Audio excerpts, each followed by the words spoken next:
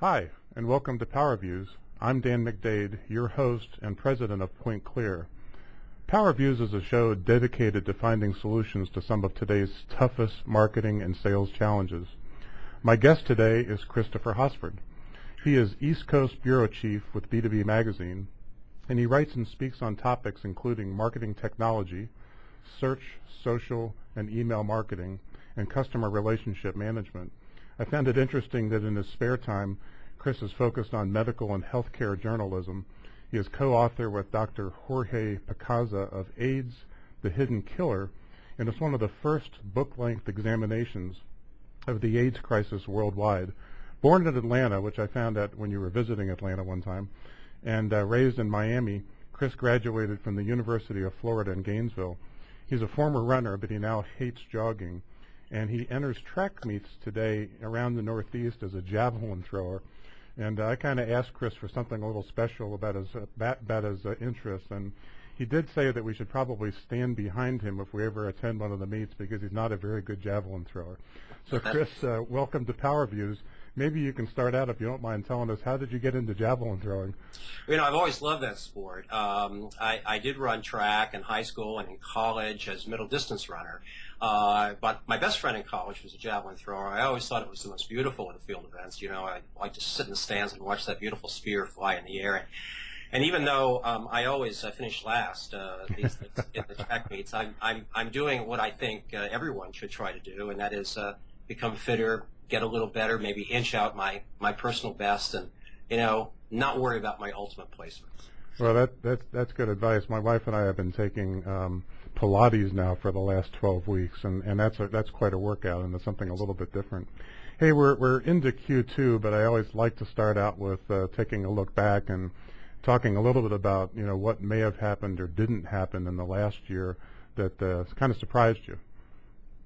Oh, well, I don't know to what extent it's been a surprise, but, I think what we've seen definitely, number one, is the maturing of social media marketing. It's no longer a hobby. Companies are integrating it with their overall marketing plan. They, in many cases, are hiring social media people either through their existing marketing budgets or recruiting social mavens in-house, which is not always an easy thing for marketers to do. It's sometimes tough to convince people in the company to do something else besides their normal job. But generally, they're finding them amongst those who are super enthused, really plugged in, and frankly thankful for the added opportunity to talk about their company and about their products. So also the maturing of social media is being evinced by the acceleration of social advertising. Twitter has just launched this winter their new self-serve ad platform.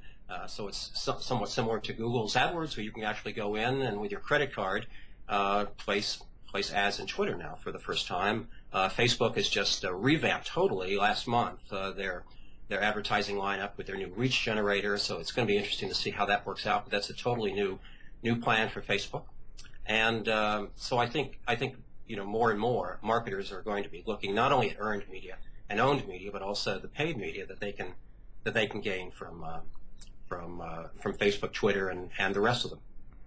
I know that in an article that you wrote called Gravitas, I think, back in February, one of the things you'd mentioned was that looking forward in 2012, that you would expect mobile and video to be coming along much more strongly than it has. And I also wanted to read, somebody asked you the question about the sales side of the house, and you were talking about exciting developments this last year being the integration of database technology with Salesforce automation and social media. So, having more informed CRM systems. But the quote I liked here was that the great challenge is whether any of this can be filtered into real connectable leads and whether the sales folks buy into it. When that happens, the day of sales scripts will be over and reps will be able to connect with warmer leads than they ever have before. So kind of going back to the original question, what do you see looking ahead for this year? Well, just on the topic of sales, I think that's obviously gathering steam. I mean, it's been a mantra for years. I can't even remember when it wasn't a topic of conversation. It could be that we're reaching a critical mass now. I think Salesforce.com is a good example. They're doing what a lot of the marketing automation platforms have been doing, and that is continuing to add features, social features, lead generation features, and analytics, and not to mention a lot of internal human resource features like Ripple and Chatter. It's becoming a marketing automation platform if it hasn't already. Meanwhile, marketing automation platforms like Eloqua and Marketo and Pardot and a lot of the big players, Silverpop and HubSpot, are adding features themselves, which are adding them closer, which are nudging them closer to the sales side of the arena. And meanwhile, of course, there's this grand effort toward revenue production. I think we saw that last year. It's bound to accelerate as marketers now have benchmarks. Often their own salaries and their bonuses are tied to revenue, and increases in pipeline channels. So I think it all bodes well for a closer alignment between sales and marketing. Now, having said that, I think there are still personalities involved. Yeah. I think marketing would like very much to be more aligned with sales, and perhaps sales is less inclined to. There are a lot of strong personalities on the sales side, and generally I've seen it work best when sales is in trouble. When you've got a VP of sales saying, help me, what can I do? How can I improve this situation? And then the two sides come together pretty quickly. But we'll see if that stumbling block can't be overcome in the future. Yeah, I think align or die is probably going to be the mantra you hear going forward. But there are some companies that seem to be doing very well, and that's certainly the sales side of the house that's driving the bus right now. Yep. I know we've talked a little bit about this, but if you take a look at marketing automation, social media, and mobile marketing, a lot of companies I think struggle with how do you prioritize among all of these various opportunities, so to speak, or activities. Do you have any recommendations for folks as they look at these new technologies, and how can they prioritize what they do? Well, let me just preface that by saying, I'm not a marketing expert, and in fact, I'm not a marketer. Although a case could be said for the fact that we're all marketers to some extent, all selling something. But one of the advantages I do have as a journalist is sort of sitting at the apex or the bottom of the funnel, if you will, of a lot of information. And I guess some of the things that I am hearing out there from marketers is certainly that investing in marketing automation, because of the rise of big data, is really essential. When marketers talk about mobile marketing, that's a tsunami that cannot be understated. I think the adoption of mobile devices far outstrips the adoption of broadband, the rise of the internet, the purchase of PCs 30 years ago. It's just accelerating at far and away faster than any of those other things. So my advice as people are advising me is that if you're budgeting for mobile, if you're spending for mobile now, spend more, because it's only going to increase in its relevance. How and what ways? Well, that remains to be seen. I think in some ways it has been seen as a consumer type of a tool with Groupon and the offers. You walk by a Starbucks and oops, you get an offer for a free latte or something. Right. But I think B2B marketers are seeing a lot of potential here. For one, I'm seeing it, and just circling back to the sales side of the fence, I'm seeing companies placing a lot of these tablets, for example, in the hands of their salespeople. Cisco Systems is an example. Last year they bought 15,000 iPads, 1/3 of their entire workforce, and they're putting these primarily in the hands of salespeople. It's a dramatic way to show the image of their CEO actually talking about and explaining products, and you can show demos. It's a very impressive tool. Still, I don't think that's going to go away. Even when everybody owns an iPad, I think it's going to be quite impressive. Big data. I think what we're finally seeing now is, there's always been big data, right?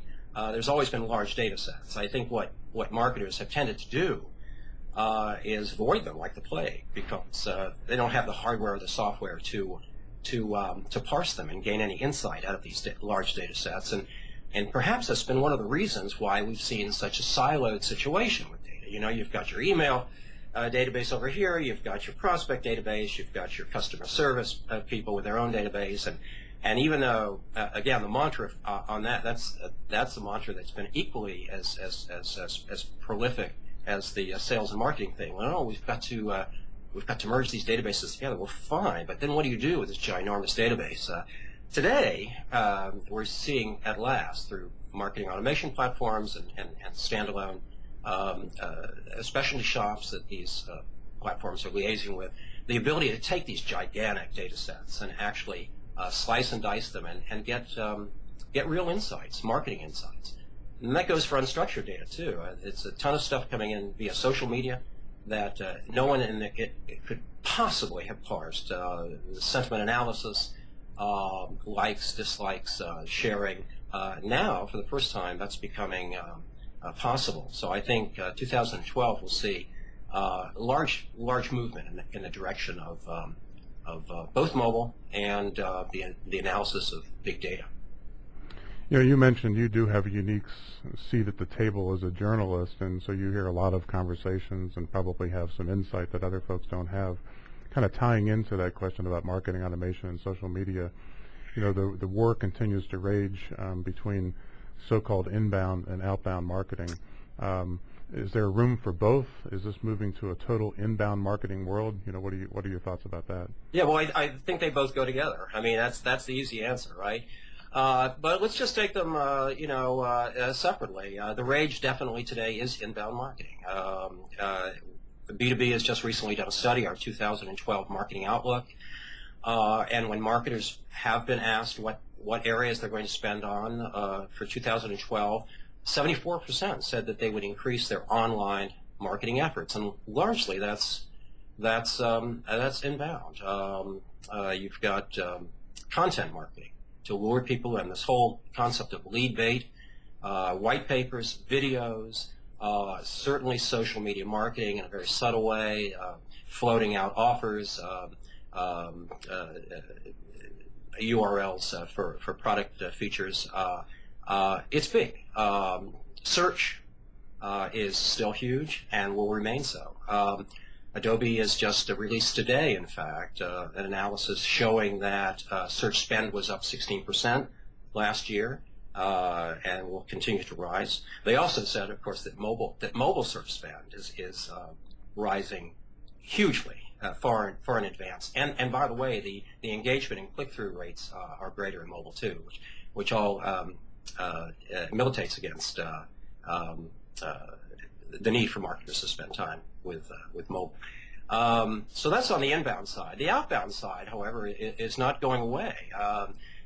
There have been studies showing that direct mail is increasing in popularity, possibly because the email inbox is so crowded today, but also marketers are finding that the uniqueness, let's say, of a three-dimensional piece, especially when sent with a compelling offer to the C-suite, this can be very compelling. Again, as a complement, not as a substitute by any means. Events, our own study showed that events will show double-digit increases this year in budget. This is definitely outbound marketing. This is direct marketing par excellence, and I think people realize that you just need to be out there and press the flesh and say hello to people. You know, in a subtle way, but you know, with those offers that all characterize direct marketing and outbound marketing. So you know, I think this is, you know, this just shows, I think, that outbound marketing is not going away, even though there is a shifting of budget, I would say. You know, clearly, direct mail does not command the budget it used to, but right. But you know, it's maturing. If you could say anything that's, you know, 300 years old, a marketing channel that's 300 years old, it is maturing into something different, a refined, upscale, and highly targeted channel. I know we talked a little bit about alignment a couple of minutes ago, but tying into your comments here on that last question, I would say, and I don't think I'm exaggerating, about 90% of the companies that I talk to, if you talk to the marketing side of the house, they're very focused on the quantity of leads. If you talk to the sales side of the house, they're very concerned about the quantity of leads as vis-a-vis the quality of the leads that they're receiving. So there does still seem to be a bit of a gap there. There are, maybe 10% of the companies that seem more enlightened and, seem to have alignment more in hand and seem to have better processes. But I still see a vast majority of the companies where leads are coming in and they're getting scored and they're kind of getting dumped onto sales as qualified leads when they're really probably not. Have you seen that improving over the last year or so, or how do you feel about that? Well, this is of course is the age-old question. I've seen examples of companies working hard to reduce their database, reduce their prospect lists. On the other hand, I've seen efforts to increase them as well if it hasn't been sufficiently maintained. I will say this though: one of the more interesting examples, or I should say, methodologies I've seen, and maybe many of your marketer colleagues will recognize this, is the model proposed by Sirius Decisions with their demand waterfall. Mm-hmm. They insert right between sales qualified leads and the marketing qualified leads. And something called sales accepted leads. Right. And it's an interesting concept. It demands that marketing and sales get together, for one thing, to decide first of all on what's a sales qualified lead. Well, what's a marketing qualified lead, but then certainly from the standpoint of sales, what's a sales qualified lead? But then it has to be accepted. It absolutely has to be accepted. I've seen many examples of a sales qualified lead sitting in a CRM system and just getting cold. A couple of efforts and then it just goes by the boards. A true acceptance of those leads by sales can really bring them on board, I think. And one of the things I've been attuned to this spring is that in May, Sirius Decisions will have its something like its 8th or 9th conference out in Phoenix, and they're going to revamp their demand waterfall for the first time in about 6 years. So it's going to be very interesting to see. This is quite a venerable methodology, and a lot of B2B companies have adopted it. It's going to be interesting to see what they do with this venerable tool to advance it. I'm looking forward to that conference. Yeah, I attended the conference a couple of years ago. As a matter of fact, I'd like to ask Rich if I could get maybe a commission check for some of the business I've sent his way. It's always a fact when I'm writing stories. You always want what the payoff is. I always call it elegant in its simplicity, and I sometimes don't understand why more companies don't adopt it. And I'll be interested to see what changes I make, because I think to some extent, they're probably concerned about maintaining protection of the brand, and because it's become almost a ubiquitous language in the marketplace right now. Without a doubt. And when those Sirius Decision analysts go in, it's not, they don't parachute in. They're in there for a year. Yeah, that's right. It may be elegant, but it's complex though. Yeah.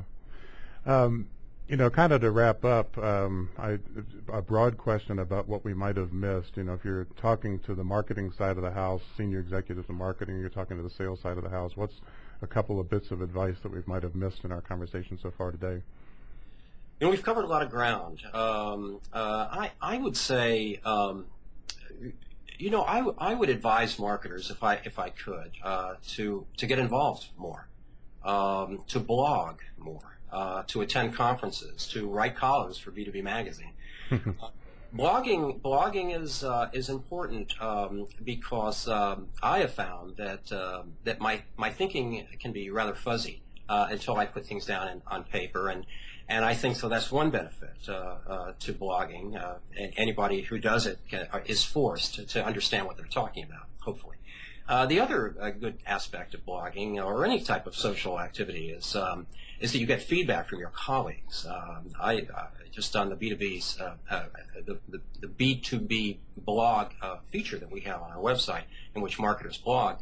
The comments really pile up, and our marketers are telling us that they just love this feedback because it gives them a whole other perspective on what they're doing. So, which is the great value, of course, of events and conferences. So, stay involved, stay plugged in. Lord knows marketing is changing so fast. It's like quicksand under many people's feet, and it's difficult to stay abreast. I think it's difficult to convince the C-suite why things have to change. But learn, stay involved, be patient, and it'll happen for you. I wanted to, first of all, thanks for your comments. I wanted to ask you to let the audience know how they might get in touch with you. And I know that, BtoBonline.com is someplace I visit at least daily. And one of the things that I wanted to tell the audience is that I've actually sponsored and I've certainly participated in a number of the executive breakfasts that you've held. I've participated in the Bay Area, in Boston, as well as here in Atlanta. But do you want to maybe let folks know how to reach you and also talk maybe a little bit more about the executive breakfast or anything else you might have coming up? Sure. Well, and my Twitter handle is CF Hosford. My email is chosford@crane, CRAIN.com. BtoB is a Crane communications publication. And we're one of about 25 publications. We do have a continuing series of net marketing breakfasts, which are these mini conferences. We do about 15 of them around the country. Our next one is May 10th in New York.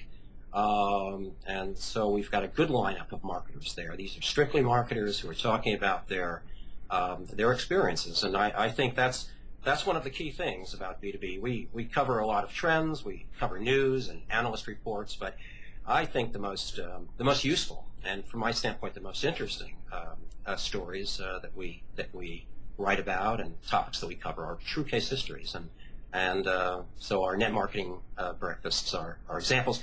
You can look up the lineup on BtoBonline.com under the events tab, and anytime you see my name attached to a story, you can just click on it, and it should pull up an email. Your email client, and you can shoot me off a complaining email. Well, Chris, thanks again for joining me today. This is Dan McDade signing off from this edition of PowerViews. Thank you for watching. Thanks, Dan.